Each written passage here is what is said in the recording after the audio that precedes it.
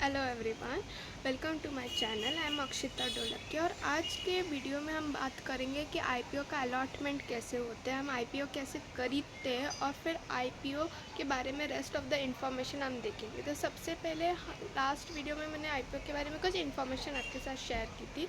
इस वीडियो में मैं बाकी के इन्फॉर्मेशन आपके साथ जो है शेयर करूँगी।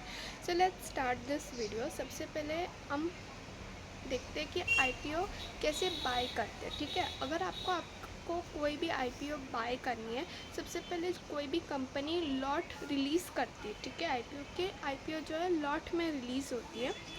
लॉट मतलब एक लॉट, सपोज आईपीओ एक कंपनी ने 50 लॉट्स रिलीज़ किए और एक लॉट में 20 शेयर्स रहेंगे, तो उसे लॉट कहते हैं। ठीक है, so you can apply for the lot. ठीक है, अगर आपको खरीदना है तो आप एक लॉट के लिए अप्लाई कर सकते हो।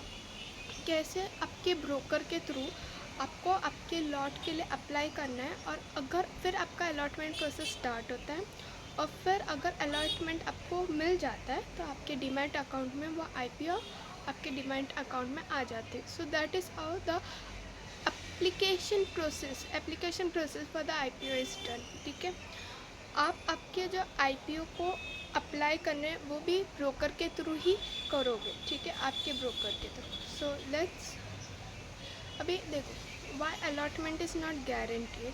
सबसे पहले हम हमेशा सुनते कि आईपीओ का जो अलॉटमेंट है वो गारंटीड नहीं रहती। वो क्यों गारंटीड नहीं रहती है? क्योंकि जो एक कंपनी, सपोज एक कंपनी है, मैं एक कंपनी लॉन्च कर रही हूँ, मैं प्राइवेट लिमिट से पब्लिक लिमिट जा रही हूँ, मतलब मेरे को मेरे शेयर्स को रिलीज़ करनी है।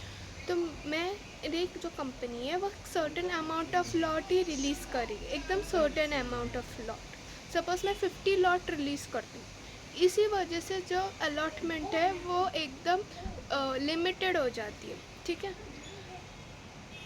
सो इसी वजह से अलॉटमेंट जो है वो गारंटीड नहीं रहती है, क्योंकि जो अमाउंट ऑफ रिलीजेस है आईपीओ के लॉट के जो रिलीजेस है वो एकदम फिक्स्ड और एकदम लिमिटेड है। ओके, दैट इज़ वाई कि अलॉटमेंट गारंटीड नहीं रहती है। अभी नेक्स्ट है कि वेयर आईपीओज आर इशू या आईपीओज आर रिलीज। देखो, हमें सबको पता है कि शेयर मार्केट में जो शेयर्स है वो सेकेंडरी मार्केट में रिलीज़ होती है। तो आईपीओ किधर रिलीज़ होती है? आईपीओ प्राइमरी मार्केट में रिलीज़ होती है। देखो, प्राइमरी मार्केट में मैंने द ब्रैकेट में लिखा है न्यू इशू मार्केट।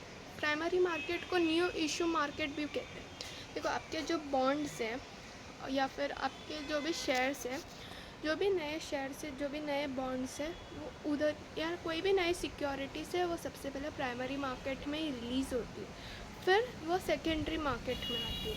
ठीक है, तो प्राइमरी मार्केट में जो शेयर्स रिलीज़ होती है उसे ही आईपीओ कहते हैं। ठीक है, और आप आईपीओ खरीद सकते हो। सो प्राइमरी मार्केट, देखो सेकेंडरी मार्केट को जो है वो सेबी रेगुलेट करता है। ओके, सो प्राइमरी मार्केट को भी सेबी रेगुलेट करता है।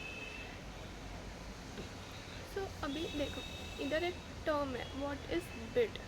ठीक है, बिड क्या है? Bid is a price which we pay for a lot और अ विलिंग टू पे। मतलब क्या है इसका? बिड मतलब क्या? सिंपल, बिड मतलब क्या? आप जो प्राइस पे कर रहे हो वो एक लॉट के लिए, पर्टिकुलर लॉट के लिए, उसे बिड कहते हैं। फॉर एग्ज़ाम्पल, एक लॉट है, मैं एक लॉट खरीदना चाहती हूँ, वो एक लॉट में 20 शेयर्स आते हैं, एक लॉट में 20 शेयर्स आते हैं और एक शेयर का प्राइस 50 रुपीज़ है और ऐसे 20 शेयर्स के कितने हुए? 1000 रुपीज़। तो मैं जो वो एक लॉट का 1000 रुपीज़ पे कर रही हूँ उसे बिड कहते हैं। बिड कुछ नहीं है, आप जो प्राइस पे कर रहे हो वो लॉट के लिए, उसे बिड कहते हैं। ओके, बिड दो तरीके का होता है, एक बुक बिल्डिंग बिड होता है और एक फिक्स प्राइस बिड होता है। सॉरी, देखो, फिक्स प्राइस बिड में होता क्या है कि 1000 रुपये का एक लॉट है तो मैं 1000 रुपया ही दूँगी। ठीक है, मैं 1000 रुपीज़ ही पे करूँगी। बट बुक बिल्डिंग बिड में ऐसा नहीं होता है। बुक बिल्डिंग बिड का एक एग्जांपल देती हूँ, एकदम सिंपल एग्जांपल। सपोज़ एक लॉट 50 रुपीज़ का है, एक लॉट 50 रुपीज़ का है, तो वो 50 रुपीज़ मैंने पे किया। तो मान लो कि किसी और ने 60 रुपीज़ पे किया, किसी और ने 90 रुपीज़ पे किया। मतलब इधर जो प्राइस है एक लॉट का वो फिक्स नहीं रहता। मैंने 50 पे किया, किसने 90 पे किया।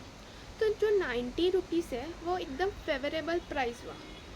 90 मेरा वो कंपनी का टारगेटेड प्राइस हुआ 90 रुपीज़। तो वो 90 रुपीज़ वाले को वो IPO अलॉट किया जाएगा, और 90 के ऊपर जो पे करेंगे, यानी 100 रुपया पे करेंगे, 110 पे करेंगे, उन्हें वो IPO अलॉट किया जाएगा। पर जो लोग ने 90 के नीचे पे किया, जैसे 50 किया, 60 किया, 80 किया, उन्हें नहीं मिलेगा। Okay, it is like an auction, ठीक है। जो ज़्यादा प्राइस पे करेगा उन्हें वो अलॉटमेंट किया जाएगा। किस में? बुक बिल्डिंग में। बट फिक्स प्राइस में ऐसा नहीं होता।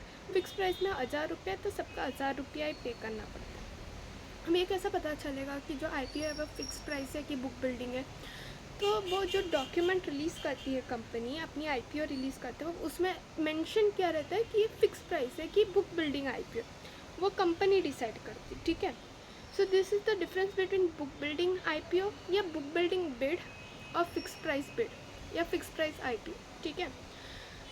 तो it is book building is more like an auction, like auction के जैसे ही रहता है। तो और क्या होता है, देखो 90 रुपीज़ मैंने पे किया, 90 रुपीज़ मेरे को वो फेवरेबल लगा, तो मैं 90 रुपीज़ में वो डन कर दूँगी, ठीक है। जो मेरा कट ऑफ प्राइस क्या रहेगा, वो मेरा 90 रुपीज़ हो जाएगा। That is called as cut off price. यानी कि देखो, जो मैंने जिस प्राइस से IPO बेचना स्टार्ट किया और जिस प्राइस में क्लोज किया, उसके बीच में लगभग 20% का डिफरेंस होना चाहिए, ठीक है। और बुक बिल्डिंग में क्या होता है कि 90 रुपीज़ सबसे फेवरेबल हुआ, ठीक है, मेरे लिए। एक कंपनी में अगर 90 रुपीज़ फेवरेबल, तो मैं 90 रुपीज़ में क्लोज कर दूँ, मतलब 90 रुपीज़ और उसके अबव जो है वो ये होगा। बट मेरा टारगेटेड प्राइस मुझे 90 रुपीज़ मिल गया, तो 90 रुपीज़ में वो डन रहेगा, या फिर जो आगे पे करेंगे उनको भी मिल जाएगा, बट उनके नीचे वालों को नहीं मिलेगा। So that is what we call as book building bid. अभी देखो, who can be the investors of IPO। सबसे पहले देखो, शेयर्स में कौन कौन इन्वेस्ट करते हैं? हम तो रिटेल इन्वेस्टर इन्वेस्ट करते हैं, बट IPO में कौन कौन इन्वेस्ट करते हैं पहले ये देखते हैं। IPO में जो है वो रिटेल इन्वेस्टर्स इन्वेस्ट करते हैं। रिटेल इन्वेस्टर्स कौन हुए? हम लोग। रिटेल इन्वेस्टर कौन होते हैं पता है? जो 2 लाख के नीचे पे करते हैं, या 2 लाख के नीचे जो है खरीदते हैं, बाय करते हैं, उन्हें रिटेल इन्वेस्टर्स कहते हैं। वी आर रिटेल इन्वेस्टर्स, ठीक है।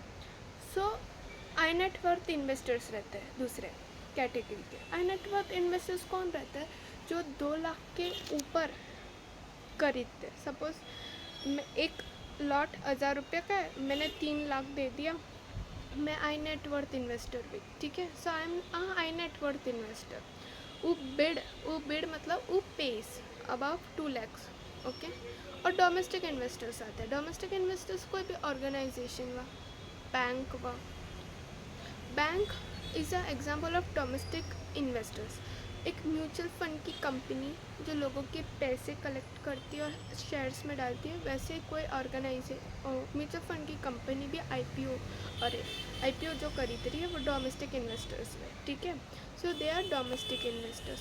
तो ये लोग भी इन्वेस्टर्स बन सकते हैं IPO के, ओके। या फिर कोई NGO हुए, वो भी डोमेस्टिक इन्वेस्टर्स हुए, फिर वो भी IPO में इन्वेस्ट कर सकते।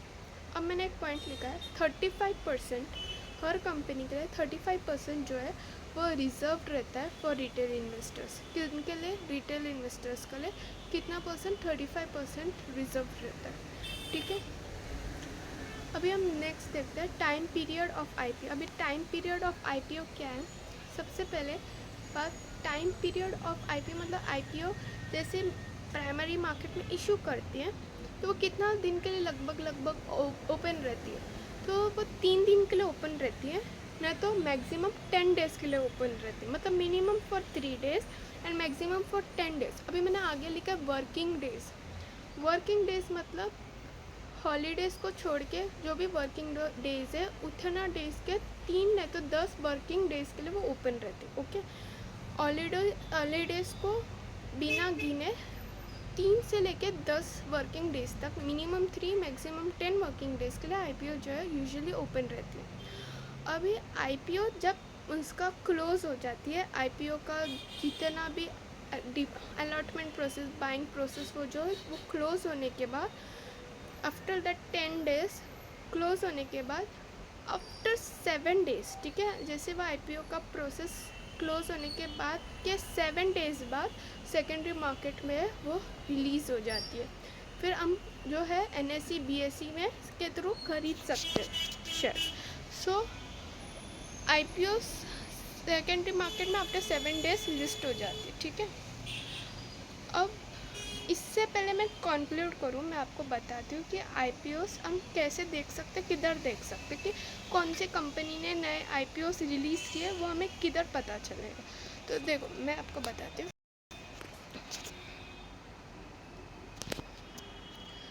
देखो सबसे पहले हम लोग ने इधर गूगल में गए, ठीक है, गूगल में मैंने टाइप किया SEBI.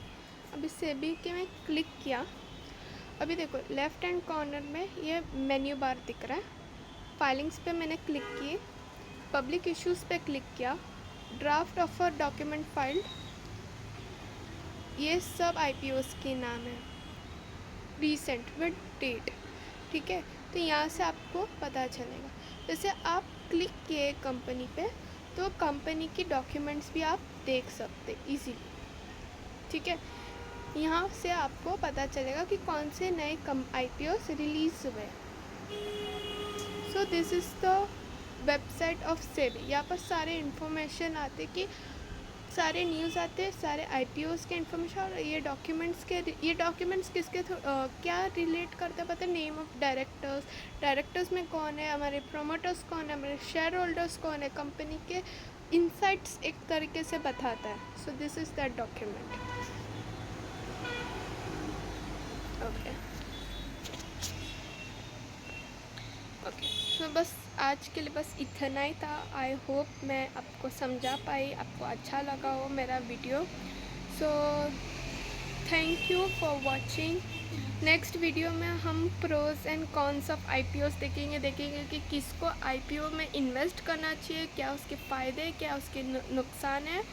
So hope I have contributed a little towards your investment journey. मतलब मैंने आपको थोड़ा सा इन्फॉर्मेशन दे दिया होगा जिससे आपको हेल्प हुई होगी इन्वेस्टमेंट करने के लिए। Thank you for watching.